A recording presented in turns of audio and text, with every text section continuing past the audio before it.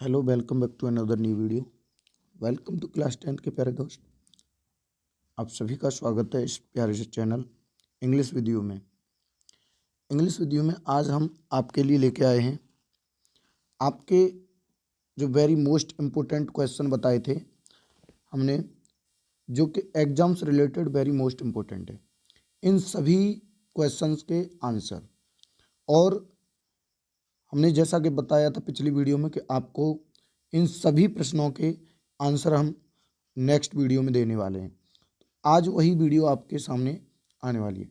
तो class 10th के लिए एग्ज़ाम 2025 के लिए वेरी मोस्ट इम्पोर्टेंट ये वीडियो रहेगी, जिसमें आपको प्रत्येक सब्जेक्ट, प्रोज और सप्लीमेंट्री के लॉन्ग क्वेश्चन आंसर देखने के लिए मिलने वाले हैं।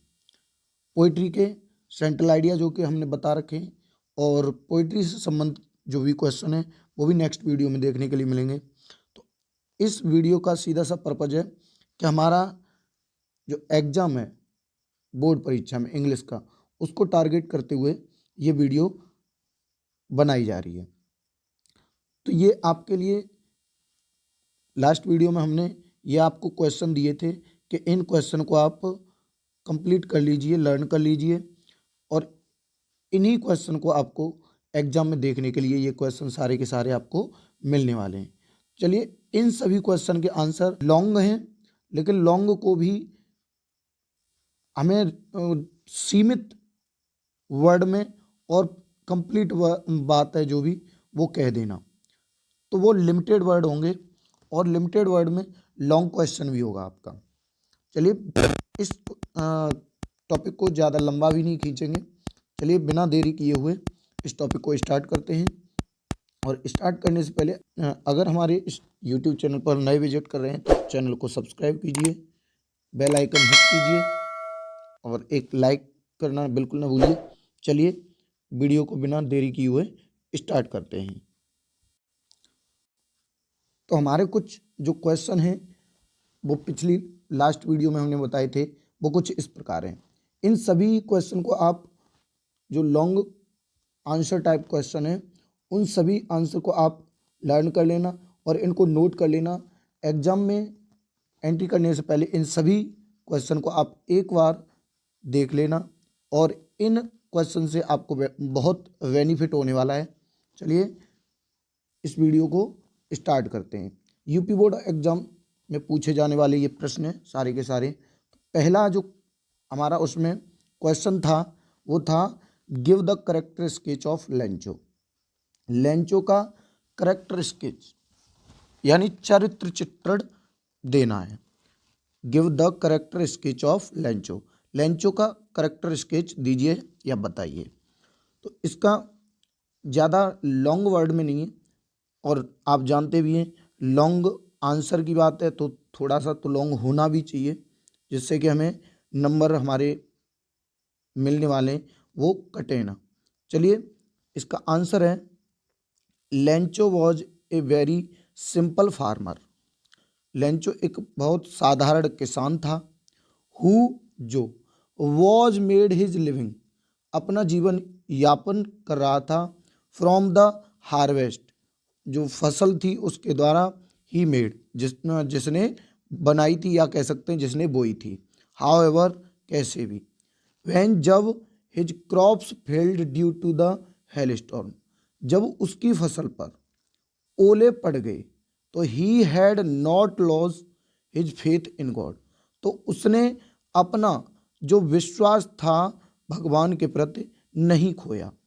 Lencho's faith in God, Lencho का भगवान में जो विश्वास था, is reflect through his prayer to God उसकी जो भगवान के प्रति आस्था थी, या कह सकते हैं भगवान के प्रति जो प्रार्थना करता था। Lencho had faith in God but lacked faith in humanity. Lencho का जो विश्वास था वो भगवान में था, बट लेकिन लैक्ड फेथ इन ह्यूमैनिटी, लेकिन उसकी मानवता का भी था। हिज फेथ इन ह्यूमैनिटी, उसकी जो आस्था थी ह्यूमैनिटी मानवता में, was altered when he did not receive the exact amount of money। जब उसने जो एग्जैक्ट निश्चित जो उसने अमाउंट मांगा था, जब उससे प्राप्त नहीं हुआ, डिड नॉट रिसीव उसने प्राप्त नहीं किया, that he asked God for जो कि उसने भगवान से कहा था, हिज एक्ट ऑफ राइटिंग उसका लिखने का कार्य, लेटर जो पत्र लिखा था, अगेन यानी दोबारा लिखा, is a proof that he was innocent at her जो कि वह he was innocent at her जो कि वह हृदय से मन से निर्दोष था।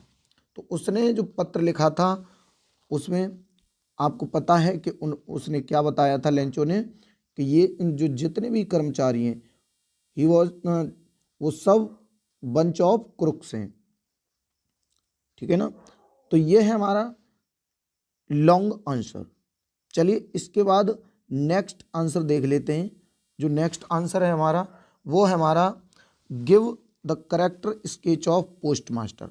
अब लेंचो का करेक्टर स्केच पूछा जा सकता है या फिर हमें पूछा जा सकता है तो character sketch of post master.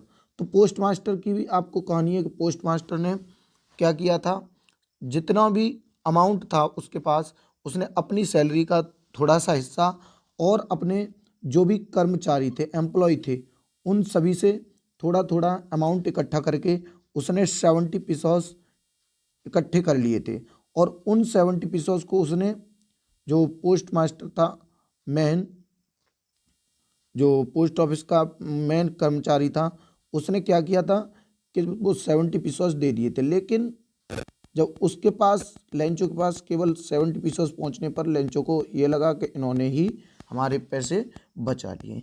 तो ये जो क्वेश्चन है इसको आप एक बार पढ़ लेना, इसका स्क्रीनशॉट ले सकते हैं आप। और वीडियो ज़्यादा लंबी हो जाएगी इस वजह से हम इसको पढ़ के सुना दे रहे हैं एक बार। The postmaster was a kind, generous, helpful, amiable and God-fearing man. He received a letter from Lencho, which was written to God asking for 100 pesos, क्योंकि पता है आपको उसने 100 pesos के लिए कहा था, so that he could sow his field again, जो कि अपनी फसल दोबारा से बो सके। He the postman felt sympathetic towards Lencho, और जो पोस्टमैन था उसने सहानुभूति अपनी दिखाई थी लेंचो के प्रति। He gave a part of his salary and asked all other employee to help. उसने अपनी भी सैलरी से, जो कि अभी मैंने बताया, अपनी सैलरी से भी हिस्सा दिया था और जो एम्प्लॉय थे उनसे भी। Even friends were made to contribute for cause of charity and a managed. उन्होंने जो मैनेज करके अपना जो धन था वो एकत्रित कर लिया था टू कलेक्ट 70 पीसोस, जो कि 70 पैसे हो पाए थे। He send the money to Lencho along with reply, उसके रिप्लाई पर, उत्तर पर उन्होंने लेंचो को भेज दिया। He did so in order preserve the man's faith in God, जो कि भगवान में उसका विश्वास बना रहे। He was a faith amiable fellow, वह जो कि एक compassionate kind person who understand and was amazed by the depth of faith in God, जो कि भगवान में अटूट विश्वास रखता था तो उसका विश्वास न टूट जाए। He was very helpful person and did not want to shake person's faith in God, जो कि उसका भगवान से विश्वास न टूटे इसलिए उन्होंने ये सब किया था। तो पोस्ट मास्टर का क्या रोल था इसमें, तो उसको आपको वर्णित करना है। वीडियो ज़्यादा लॉन्ग ना हो जाए इस वजह से हमने शॉर्ट में चल रहे हैं। आप इसका स्क्रीनशॉट लेते जाइए साथ के साथ और इसको आप लर्न कर लेना। नेक्स्ट क्वेश्चन है आपका, आपकी स्क्रीन। नेक्स्ट क्वेश्चन है what were the difficulties faced by Nelson Mandela in achieving freedom for his people. What were difficulties faced, किन परिस्थितियों का, किन मुसीबतों का सामना किया गया bye Nelson Mandela, Nelson Mandela के द्वारा, इन अचीविंग फ्रीडम, स्वतंत्रता पाने, फॉर हिज पीपल, अपने लोगों के लिए, अपने लोगों के लिए स्वतंत्रता पाने के लिए जो नेल्सन मंडेला जी थे उन्होंने किन मुसीबतों का सामना किया। तो इसमें आप इस क्वेश्चन को भी देख सकते हैं। इस क्वेश्चन का जो आंसर है वो आपकी स्क्रीन पर है। Here were many difficulties faced by Nelson Mandela in achieving freedom. उन्होंने अपने लोगों की अपने लोगों की स्वतंत्रता के लिए बहुत सी मुसीबतों का सामना किया। Nelson Mandela was imprisoned for 27 long year because he did not give in the authorities pressure. He remained true to the idea he believed and stood for a apartheid free country. He was a symbol of resistance for the anti-apartheid movement. Mandela had even declined to compromise his political position in order to gain his own freedom. Released from prison in 1990, he went ahead to stand for the election which he won and became the president of South Africa in 1994. ये आपका objective question भी बन सकता है। ये 1994 वाला कि जो नेल्सन मंडेला जी थे वो कब अफ्रीका के प्रथम ब्लैक, बोल सकते हैं ब्लैक प्रेसिडेंट बने थे। जो नेल्सन मंडेला थे वो कब, कौन सी सन में, तो आप कहेंगे उसको 1994 में। His journey from being an apartheid prisoner to being the South African president remade a country colonized for too long and the end of the apartheid inspired the world। ये आपका सेकंड चैप्टर का Nelson Mandela long walk to freedom का ये question है। चलिए इसका भी आप स्क्रीनशॉट ले सकते हैं। ये हमारा क्वेश्चन है, आप साथ के साथ स्क्रीनशॉट लेते जाइए। चलिए उसके बाद नेक्स्ट क्वेश्चन है हमारा, give a brief sketch of Anne Frank. Anne Frank का चित्रण है उसका वर्णन करना है। उनका जो भी चित्रण है उनका वर्णन करना है। तो एनी फ्रैंक के बारे में तो आप जानते होंगे कि एनी फ्रैंक जो थी वो एक 13 ईयर्स ओल्ड गर्ल थी। तो यही इस क्वेश्चन में बताया गया। चलिए बिना टाइम वेस्ट किए स्टार्ट करते हैं। इसका आंसर है Anne was a sensible 13 year old girl though यद्यप she had loving parents and friends. मतलब जो एनी थी वो 13 साल की एक सेंसिबल गर्ल थी और वो लविंग पेरेंट्स एंड फ्रेंड्स, वो अपने माता पिता और जितने भी उनके फ्रेंड्स थे उन सभी से क्या करती थी, लगाव करती थी, प्रेम करती थी। अब इसमें एक क्वेश्चन भी आता है कि एनी के जो कितने फ्रेंड थे, how many friends has any, तो एनी के कितने फ्रेंड थे। तो उसमें जो ऑब्जेक्टिव आता है, ऑब्जेक्टिव में आपके पास कई, मतलब अधिक भी होगा, कम भी होगा, कोई नहीं होगा। तो वैसे एनी के पास देखा जाए तो कोई भी मित्र नहीं था, केवल उसका जो मित्र था उनका वो केवल एक डायरी थी जिसका नाम था किट्टी। तो ये इसका टॉपिक है। चलिए आगे देख लेते क्या है। आगे है शी वॉज ओनली लोनली, वह अकेली थी केवल। She could not share her inner most thought and feelings with her friends, वह अपने मित्रों के साथ जो भी उनके अंतर आत्मा में जो फीलिंग्स थी वो शेयर नहीं कर पाती थी। शी न्यू दैट, वो जानती थी कि no one would understand her need to keep a diary, उनकी कोई भी जो भी ज़रूरतें हैं वो नहीं सुन सकता, नहीं समझ सकता, to keep a diary. Anne was very caring and loving, she adored her father, he loved her grandma, ठीक है ना। तो and often thought of her after death उनकी जब दादी माँ की जब मृत्यु होने के बाद, she was quite mature for her age, अपनी एज में बहुत ही मैच्योर हो चुकी थी। इसके बाद आगे है, for she knew that no one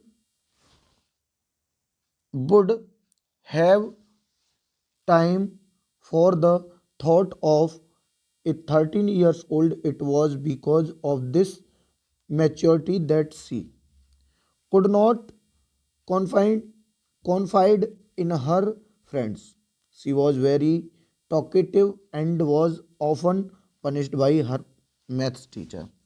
ज़्यादा टॉकेटिव भी थी तो उनके जो टीचर थे वो उन्हें पनिश कर दिया करते थे। Yet she was intelligent and had a good sense of humour, लेकिन बुद्धिमान भी थी। She convinced her teacher with her argument, ultimately he took the joke and did not punish her any more. Okay, इसके बाद देखते हैं next question क्या है। नेक्स्ट क्वेश्चन है हमारा, how did Gautam Buddha convince Kisa Gotami that death is unavailable. Gautam Buddha थे, उन्होंने जो किस्सा गौतमी को कैसे बताया कि जो मृत्यु है अनअवेलेबल है। ठीक है ना, चलिए इसका आंसर देख लेते हैं। इस किस्सा Gautami was a poor women, her only son had died, she was in deep grief. किस्सा गौतमी थी, एक गरीब महिला थी और उनका पुत्र जो था वो मर गया था। She was in deep grief, वह गहरे दुख में थी। She went from house to house, वह द्वार द्वार गई, घर घर गई। She asked people to give her some medicine, कि उन्हें कुछ लोगों ने उन्होंने लोगों से पूछा कि उन्हें कुछ कोई दवाई दे दे, that could bring her back to life, और जिससे कि उनके जो बच्चा है उसकी जान वापस आ जाए। A man suggested her to go to Buddha, और एक व्यक्ति ने उन्हें सजेस्ट दिया, सलाह दी कि वो बुद्ध के पास जाएं, गौतम बुद्ध के पास जाएं। So she went to Buddha and asked him to give her some medicine, वह बुद्ध के पास गई और उनसे पूछा कि उन्हें वो कुछ मेडिसिन दे दे, that could cure her son, जिससे कि उनका बच्चा है वो सही हो जाए, ठीक हो जाए। The Buddha asked her to bring a handful of mustard seed, Buddha ने कहा कि आप मस्टर्ड सीड लेके आइए, सरसों के बीज लाइए एक मुट्ठी भर, हैंडफुल, फ्रॉम द हाउस, एक ऐसे घर से, वेयर जहाँ, there had been no death, कोई भी मृत्यु नहीं हुई हो, मतलब एक ऐसे घर से ये लेके आइए जहाँ कोई भी मृत्यु नहीं हुई हो।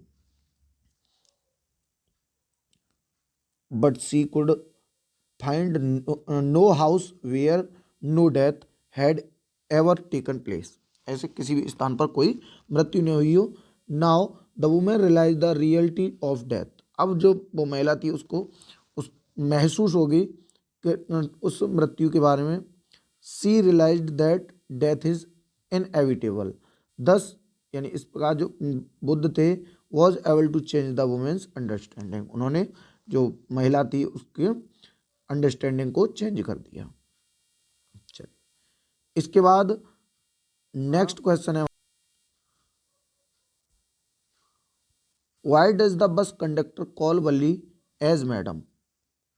जो कंडक्टर था, बस का कंडक्टर था, वो बल्ली को मैडम कह के क्यों बुलाता था। एक्सप्लेन विद एग्जाम्पल, और इसका उदाहरण देते हुए आपको इसे समझाना है, एक्सप्लेन करना है, व्याख्या करनी है। तो आपको ये जो चैप्टर है वो पता है कि जो बल्ली थी